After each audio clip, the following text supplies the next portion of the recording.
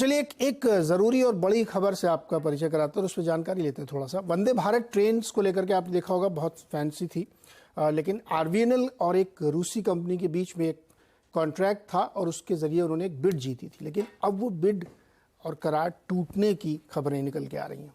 Railway फिर से उन ट्रेन के लिए टेंडर जारी कर सकता है क्या? पूरी डिटेल में खबर समझते हैं हर्षदा से। हर्षदा बताइए क्या हुआ क्या दरअसल? तो ये एक बहुत चर्चित बिड थी वंदे भारत ट्रेन के लिए।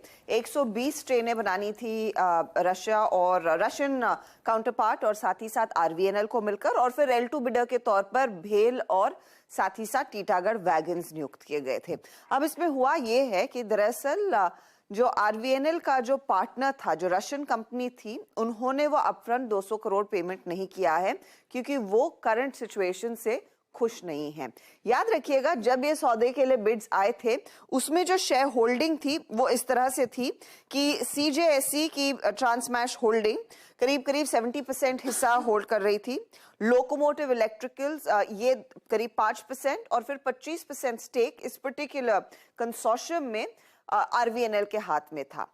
अब सरकार चाहती है कि आरवीएनएल दरअसल पूरा कमान संभाले इस पर्टिकुलर ऑर्डर का, और आरवीएनएल के हाथ में ज्यादा बड़ा हिस्सा आना चाहिए, और उसी को लेकर ये पूरी बातचीत टूटती हुई दिखाई दे रही है। 69% दरअसल स्टेक आरवीएनएल की तरफ से होना चाहिए, ये सरकार कह रही है, जहां पर वो पहले इनका स्टेक सिर्फ 25% के आसपास था। ये क्यों हुआ है? क्योंकि जब से रशिया यूक्रेन की वॉर छिड़ी है, अमेरिका ने सैंक्शंस लगाए हैं। यूरोप से कई कंपनियां रशियन कंपनियों को माल सप्लाई नहीं कर रही है, ना ही अमेरिकी कंपनियां सप्लाई करती हुई दिखाई दे रही हैं। इसीलिए सरकार चाहती थी ये पर्टिकुलर जो शेयर होल्डिंग है, जहां पर आरवीएनएल का 25% का हिस्सा था, ये बढ़कर 69% होना चाहिए, और उसी को लेकर दरअसल अब ये कंट्रोवर्सी क्रिएट होती हुई दिखाई दे रही है, क्योंकि रशियन पार्टी क्लियरली कह रही है ये हमारी ये जो आपने गाइडलाइन सेट की थी और ये जो प्रपोजल आया था उसकी पूरी तरह से खिलाफ है। तो इसीलिए आज हमने देखा आरवीएनएल के स्टॉक में दबाव आता हुआ दिखाई दे रहा है, क्योंकि अब सरकार को रीइशू करनी पड़ेगी पूरी बिडिंग प्रोसेस।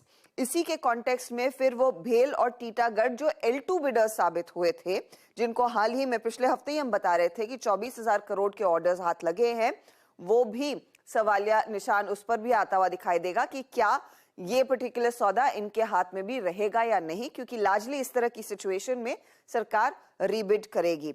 ध्यान रहे, ये सिर्फ ट्रेन मैन्युफैक्चरिंग का नहीं था, 35 साल के मेंटेनेंस का भी ऑर्डर था, और जो रशियन कंसोर्शियम और आरवीएनएल के कंसोर्शियम ने बिड डाली थी उसमें से नियरली मेंटेनेंस मिलाकर 300 करोड़ प्रति ट्रेन का वो ऑर्डर साबित होता हुआ दिखाई दे रहा था। बड़ा ऑर्डर था, और उसी पर अब सबसे बड़ा सवाल उठ गया है कि अब यहाँ पर सरकार को रीबिड करना पड़ेगा, और आरवीएनएल को जो फायदा हो रहा था वो उनके हाथ लगेगा या नहीं।